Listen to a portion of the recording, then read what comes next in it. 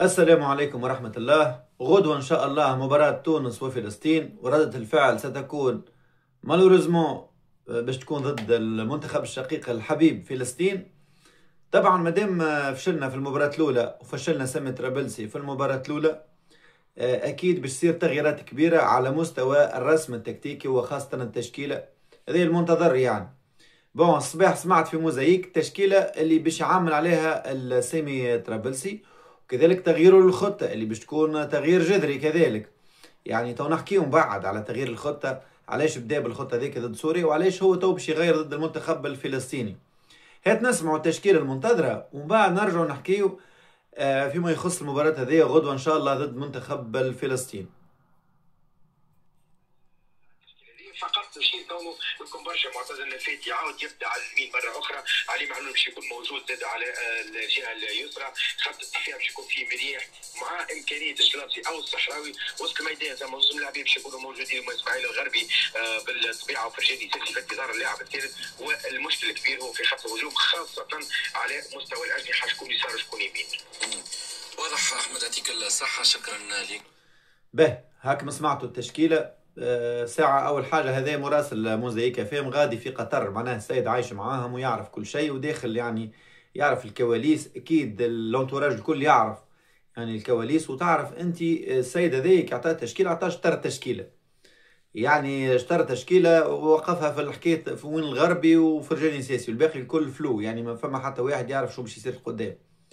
ولهنا نسألوا علاش المراسل يقول لك محيرة كبيرة، لأنه الشوا نتاع سامي طرابلسي في اختيار القائمة كان شوا ما خذت خاطر. معناتها تو انت هاز مثلا لاعبية صغار في العمر كيما الدنداني ماكش باش تشاركوا مثلا، علاش تهز فيه؟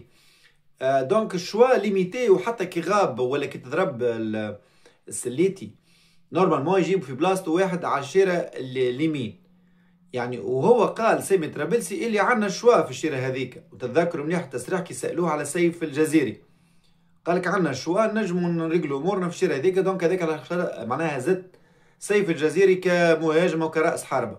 هاي يعطيني توا الشوا، ما عندك حتى شوا توا، وحيرة كبيرة يعني بالنسبة لسامي طرابلسي. فيما يخص الشوا تكتيك، تغيير الخطة اللي لعب بها ضد سوريا 3-5-2، كأنه داخل يلعب ضد البرازيل مرة أخرى. مازال يحلم سامي طرابلسي في مباراة اللي صارت في فرنسا، ومش في باله اللي الخطة هذيك ناجحة في أي مباراة يلعبها، لكن أثبتت الفشل متاعها. يعني ملاعبية يلعبوا على الشيرة اليمين واليسار. نفاتي لعب 80 دقيقة قبل 48 ساعة، معناها تعب في يعني كيف معلول على اليسار متقدم شوية في العمر، ما ينجمش يلعب لك ماتش كامل. ولذلك الخطة كانت فاشلة، مش كما عندك العابدي ضد البرازيل، ووقتها عندك يان فاليري على اليمين ضد البرازيل. كيف ما مش نفس الرسم التكتيكي باش تحاول تنجح به. كيف عندك وقتها الهجومات المعاكسة، وعندك في الاتاك ماهوش شوات. وقتها غيرت، معناتها حتى التغيير الخطة يلزم يكون يتلائم مع الجولات اللي عندك. دونك حتى شوات اللعب نتاعو في الافريقي هو اتاكون، ما يلعبونوش 3-5-2. دونك ثم تغيير في الخطة. به دونك انت سامي طرابلسي فشلت في مباراة سوريا، اش مازال غدوة ان شاء الله مباراة فلسطين الحبيبة فلسطين. وانا نتأسفوا كان تونس تربح والا نفرح، والله مانيش فاهمين. حقيقة نتمناو المنتخب التونسي يتعدى للدور الثاني ان شاء الله. المنتخب الفلسطيني يرافقنا، لكن سامي طرابلسي الحقيقة لازمه يفيق على وضعه، يعني لازمك تفيق. وخاصة انت في وسط الميدان توا مثلا عندك مشكلة اللي هو محمد علي بن رمضان. اسكي باش تعتمد عليه مرة أخرى؟ واسكي محمد علي بن رمضان كان مش في فورمه ولا ذاك هو المستوى نتاعو؟ تساؤلات كبيرة وحملة شرسة ضد دالي بن رمضان. حقيقة كان ماتش سيء خاصة في الشوط الثاني. وحتى في الأهلي المصري ماهوش مقلع بلاصتو، يعني هاك شفتوه لعب في الشوط الثاني في المغرب في كأس إفريقيا. محمد علي بن رمضان لازم يراجع نفسه هو بيدو. يعني المنتخب التونسي مش ليجي يعني يلعب غادي في البلاصه هذيك خاصه في وسط الميدان. هنا بالحقيقه بالحق عنده مشكله كبيره في الشواء. ولو انه انا عندي فكره اذا كان مش يلعب كوا 4-3-3 يعتمد على الغربي كجناح ايسر، يعني يقربوا للهجوم اكثر شيره يعني اليسار. وعلى اليمين اعتمد على الدنداني بوركو با ياخذ فرصته. العيوني والدنداني غادي ما عندناش برشا شوا، راهو كان بالرسمي نحكيو على الاختيارات. مشكلة كبيرة مع تأخر قدوم الحاج محمود، وكذلك المهاجم اللي يلعب في روسيا، مشكلة كبيرة. يعني انت هنا عندك مشكلة كبيرة، تعتمد على الشوات او الجزيري، والا بالكش هو باش يعمل خلطة اخرى وتشكيلة اخرى ويحط لا زوزة تكونات اللي هم الجزيري وشوات. نستبعدها لاني هيش خطة المناسبة للمنتخب التونسي باش تتفوق على منتخب فلسطين. كي نجي نشوفوا فلسطين، نحكيو شوية على المنتخب الفلسطيني اللي ربح القطر، منتخب لا يستهان به. انا عجبني برشا لانه يلعب كومباتيف، يعني يلعب ناس رجال دافع على بلادها. طبعا كما قلت مش كما المنتخب القطري، ما عندوش اهداف كبيره لانه الاكثريه مش كما جوارات فلسطين يلعبوا على خاطر بلادهم بالروح والدم، مش كما فريق يلعب على البريمات. دونك المنتخب الفلسطيني عنده قوه اللي هي اللحمه نتاعو اللي هم لاعبيه مع بعضهم يغطيوا على بعضهم. يعني هذاك المخب تخاف منه، يعني اذا كان هو باش يكتلك دفاعيا تلقى نفس المشاكل تقريبا اللي صارت لك مع سوريا. يعني انت توا داخل فلسطين رابحه عليك 3 نقاط، رغم فاتتك ب3 عادي باش تسيسها التعادل، يعني تنجم تلعبك على الاكس وانت هنا في مشكله كبيره. ولذا لازم المنتخب التونسي سجل منذ الشوط الاولاني. توا من غير عاطفه نحن نلعب ضد فلسطين، لازمك تربح. توا تونس لازمها تربح وتتعادل، يعني وانا باهي تربح في الشوط الاولاني، لازمك تسجل خاطر حسب مريض في الشوط الثاني ضعف ذهني كبير للملاعبيه، ما ثماش ليدر الحقيقه.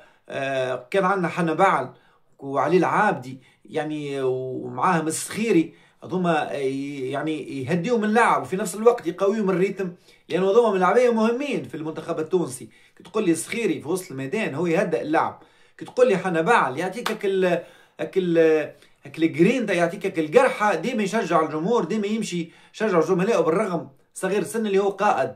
كيف علي العابدي انت لقاته يعني يزيد على الشيره اليسار 3-5-2 وقت العابدي يكون ناجح جدا.